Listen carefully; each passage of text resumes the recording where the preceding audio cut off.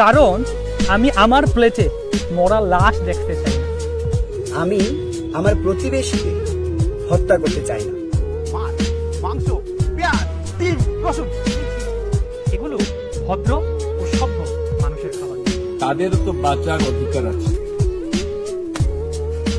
কারণ আমি আমার এই দেহটাকে কবরস্থান বা শ্মশানে পরিণত করতে চাই না। এগুলি রজ ও তমগুণ সম্পন্ন খাবার, আর এই রজ এবং তমগুণ পারমার্থিক প্রগতির প্রতিবন্ধক। আমি খুনি হতে চাই। I don't want to be a murderer. পাপ, কিন্তু পাপ কেউ ছাড়ে না, তাই সাবধান। আমি আমার জীবার লালসা মেটাতে অন্যের প্রাণ নিয়ে স্বার্থপর হতে চাই না। আমরা যত নিরীহ প্রাণীকে হত্যা করব, পাপ তত বাড়বে। আর এই পাপে এবং নিরীহ প্রাণীদের আর্তনাদে প্রকৃতি মাতা আমাদের প্রতি বিরূপ ভাব প্রদর্শন করবেন, যার ফলস্বরূপ আমাদের সুন্দর পৃথিবীতে নেমে আসবে আরো প্রাকৃতিক দুর্যোগ, আরো মহামারী, আরো ভাইরাস। প্রাণের বদলে প্রাণ, রক্তের বদলে রক্ত। তাই চলুন এই পৃথিবীকে ভালোবাসি, মাংসাহার বন্ধ করি।